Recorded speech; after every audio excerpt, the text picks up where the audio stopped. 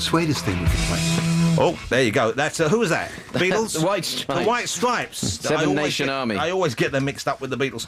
Nick Rhodes and John Taylor are here to officially announce the new singer of Duran Duran. That's right, finally they've seen sense. I've been asked officially whether I'd step into the slightly overweight shoes of Simon, and fellas, I'm good to go. With a suit like that, Jonathan, you're welcome. Rio. Come on, give us the Simon's audition. blessing. You've definitely got his blessing. But I haven't got his wife or his motorcycle, have I? You can work on it. Okay, Nick and John are here, not just because they're splendid fellas, but also they have a compilation album out called Only After Dark. Now, what's the deal here? How did this come about? Was it something you always wanted to do? Why are you guys responsible for a compilation album? Because we got such great taste. You do have good taste. We were, well, actually, I mean, I used to be a DJ when we started Duran Duran. We started off at a club called the Rum Runner. In Birmingham? In Birmingham. Is it still there, by the way? No, it's a car park now. But John and I were talking one day. We were on tour, and John said, I'd really like to hear all the music that you used to play then. And we put it together on a compilation for ourselves, and it just sounded so amazing. And it was such a weird mixture of things. So why don't we put this out? You know, people should hear this. People have forgotten about it now. Because a lot of these tracks, certainly, I mean, even though some of these bands or these individuals went on to bigger success, some of their earlier stuff, or their more, it's not so much obscure. The earlier funny stuff. Well, so, yeah, slightly more interesting stuff, perhaps. Yeah, I think we've tried to mix it up. I mean, there's a lot of names on there. People are going to know. Brian Ferry's on there, Brian Eno's on there, Bowie's on there. But we've tried to mix it up with stuff like The Normal, John Fox, Mick Ronson. That people are maybe, maybe that it's going to be new to them. So, the Mick Ronson, Only After Dark. I'm not familiar with that. It's funny. I was in a record shop this week and I was browsing and I saw a Mick Ronson album which had a picture, I think, of the Humber Bridge on the back, and it was a solo album. I don't think it had this track on it. I don't know whether it was instrumental or something. Mick was. I mean, when Nick and I first met, we bonded over Mick Ronson. I mean, Mick was Bowie's guitar player in the Spiders. But yeah. I mean, he was a master arranger and producer from that period, real unsung hero. And Only After Dark was on Slaughter on 10th Avenue. If you Google glam rock masterpiece, the third entry you'll get is Slaughter on 10th Avenue. Really? What's the first entry? He put it there. Ziggy Stardust. But some of this stuff I'm not familiar with at all. John Fox, I saw live when he was with Ultravox, and they were fantastic. And before that, he was in the glam rock band Tiger Lily. Yeah, we saw them live, actually, supporting Eddie and the Hot Rods. Wow, those are the days. But John Fox, it's Underpass I'm not familiar with, but the Ultravox track you have in there, Slow Motion, was that when John Fox was there, or was it after he left? Oh, yeah, no, we don't do John. I'm afraid we don't do Ultravox. But you must... come on, you purists. You must have a soft spot for Vienna. No, I do. Oh, he does, I don't. Oh, I love Vienna. Yeah. Boom, boom, boom, boom. Come on. No interest? Sorry. Oh, look at that. Sorry. He's like a rock over there. He's like the Dirty Harry of glam. All right? It's all black and white. All right, well, what should we play off this album to get the ball rolling? Which track do you recommend we should start with here? It's not all dance stuff. I think we should start with something earlier that was actually pre that period, but we used to play it a lot, which was the track by The Wire. Wire, I Am the Fly. That must be from about, I would have thought, early 78, something like that, or mid 77 even. Yeah, possibly even 77. Pretty early stuff. Okay, this is Wire, I Am the Fly. It's one of the many fine tracks hand-selected for your pleasure on the Nick Rhodes and John Taylor compilation album, Only After Dark. Have a listen to this. Now, I wasn't familiar with this fact, but apparently there was a dance that went with that. Is this correct, fellas? Absolutely, yeah. People used to lie on their backs on the floor, on the dance floor, put their legs and arms in the air and wriggle them around like a little fly. You see, that's why it doesn't get played at weddings. I suspect. I've never seen... I'd love to see a dance floor all as one get down on their backs. It was a good view from the DJ booth. I bet it was. You've also got... You know what? What I like about you guys is you're not kind of fascistic in your choices. You don't seem to be... You're fairly broad. I know that we were talking about you not liking certain albums there, but the fact that you've put Tubeway Army on this, Our Friends Electric, and at the time, old Gary Newman, he wasn't really given a fair one, I think. No, everyone thought he was just a copyist. And I think that record is so revolutionary, but it's just been played so much, you tend to forget. And at the time, when that was a number one record, I mean, that was unbelievable that thing had gotten to number one. Maybe if he'd have smiled a bit more at the time, then people would have warmed to him. I think but he was just nervous, like we all were back then. Yeah.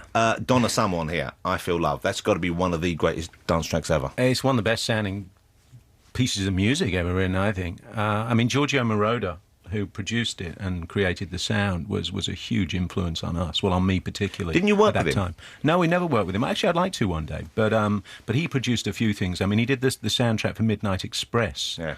Which was also an amazing record. But what was great about that period, I feel, looking back, was that to an extent, it was in its infancy, this kind of electronic sound being used as a backing track and as a rhythm track and to guide songs along. And yet these people still kind of used it as fully as possible. And you go back now, even though you'd think we might have made advances in the last 30 years, we haven't really, have we? You listen to the sound they got, and that's about as good as it gets. Well, yeah, I mean, that's a particularly remarkable one, I think. We'll play that in a minute, I think. I've got a good remix of that as well, but I suppose you don't need that. What about Iggy Pop? Because you've got The Passenger on here. Now, I don't know whether I would go with you on that one. Right. Well, I think it's part of... Bit of an obvious choice. Well, it is. One out of steam at the end of the album, did we? Well, no. A couple of fillers in. There were several Iggy Pop songs to choose from, but again, we're reaching out to the broadest possible audience here, and a lot of people know that song, and they connect with that song, and through that connection, they're going to learn, they're going to... You know. Yeah, people used to dance to it, is the thing. You see, I used to play the Dum Dum Boys sometimes, but I can't say that it was a real crowd pleaser. Yeah, Nightclubbing was another big That was on Idiot. They were both on Idiot, weren't they? And then this was on Lust for Life, wasn't it? Which is a masterpiece, which every home should have. Every home should have one. There's a certain... Maybe that should be the next compilation. Every home should have one. You should have all your favourite albums, because there'd be something from Skiffle. It'll be a Skiffle compilation. Are you big Lonnie Donegan fans? Not exactly. Yeah, it's kind of fallen from favour, hasn't it? Was it ever? I think it was quite big at the Rum Runner just before you guys came on the scene. OK, let's talk about some of the other tracks on there, because some of the bands you think of now as being maybe more rocky, but they were slightly more interesting or certainly more experimental in their early days. Simple Minds, for example. Oh, yeah. Well, that track on there, Changeling, again, is another beautiful sounding piece of music. It's that was off the Reel to Reel Cacophony album, which was pretty experimental. Yeah. I mean, I think they were one of the early groups to actually combine electronics and rock music. Well, because you think of them now, you think of them as being like a stadium rock group, really. I think, and that's not a disparaging remark, but they're kind of like a U2 kind of band now. But they were more of a kind of like skinny boys with eyeliner on when they first started, weren't they? For sure. Yeah, I mean, it was an important record for us. I was talking to somebody in Scotland about it yesterday, and I remember the first time I met Simon, we were in the. I think you'd spent a couple of hours with him, and I got in, and the first thing we started talking. Have you heard that Simple Minds record? Yeah. And he was familiar with it, so I think that made three of us within about 10 square miles of each other, and it was like you bond over stuff like that, and it was like, well, you know, we were on the same page. You know, it's interesting. I think kids today do the same thing, but they do it via the internet now on things like MySpace or whatever it's called, and they talk about the records they like on that, and it's still very much a common ground between kids and teenagers. All right, let's play another track from this, because I'm not sure where to go. I like all the music on this compilation. It's all great stuff. Maybe we should go with a bit of Kraftwerk, because you don't hear Kraftwerk quite so much on the radio. Hey, you know what I wanted to play, though? I forgot to bring it in. What? Do you remember Donna Summer? I don't know if it was Giorgio Moroder, but do you remember the theme from the film The Deep? Oh, I love that song. Yeah, The Deep. What a weird song, though, because it had nothing to do with the film. Right, that was a John Barry orchestration on that. We're going to have to find it now. I'm sorry, we're going to have to send out for that one. All right, but let's play this one. Let's play Kraftwerk. It's track 12 on Only After Dark, and this is The Robots. That's rubbish. My robotic dancing is hailed as some of the finest still going. Yeah, in this room. Do you fellas do the robot ever? Come on, secretly, at home. Sure we did. On a shiny it's floor. It's an Arctic Monkeys song, isn't it? What, the robot? Yeah, they mentioned doing that robot dance like in 1984. Yeah, the robot dance is coming back, I'm telling you that. You ever tried breakdancing? So I'm not a big dancer, to be quite honest. That's why I had to DJ, Jonathan.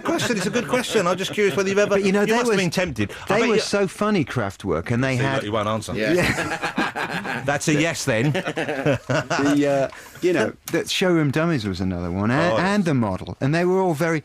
You know, they really gave the scene a lot of its attitude, you know, in the songs that they were writing, you know. Do you go places where they play music now? Do you ever go to clubs? Because I know I don't know, maybe you still DJ occasionally. I don't. You should do. You'd probably have fun doing that, wouldn't you? Probably would.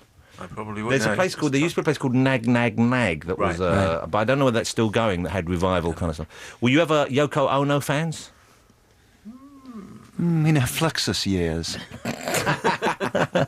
Once again, that's probably a yes. I don't know. No, because some of her stuff, there's a track called Don't Worry Kyoko, Mummy's Only Looking for a Hand in the Snow, I believe, on one of her early albums, which you can mash up nicely with American Girl by Madonna. Now, I only know this because I was accidentally playing them in two rooms at the same time in my house once. And when walking between the two, I arrived at a point, which you don't know, but it's quite near the kitchen, but slightly nearer to the radiator. And you were making mashed potatoes at the time, well, and that's why you said, we're going to call this a mash. That's when I thought, I'm a genius DJ that you have to be you discovered. Yeah, I think you just Googled something very strange and you don't want to tell us what. I didn't know you invented that, Jonathan. I invented lots of things. You'd be surprised.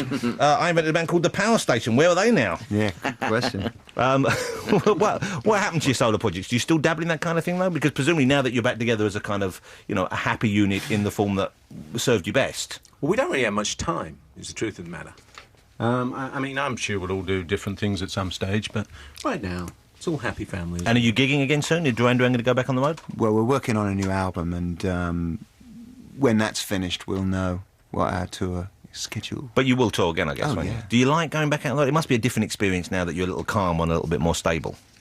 Yeah, I mean, we had an amazing time on the last tour. I bet you did. It was pretty much 18 months on and off around the world, and did a bit of shopping on the way. Of course you did. Bit of Googling. A few art books came home with you. Yes, especially from Japan. Yeah, is it true you built a house out of art books? Is that right? I heard that you built a whole mansion out of art books that you bought and have never opened. Is this correct? No, most They're of them still are in their open. cellophane. They'd be worth a lot more if they hadn't been opened. Oh, so many pictures he's looked at over the years.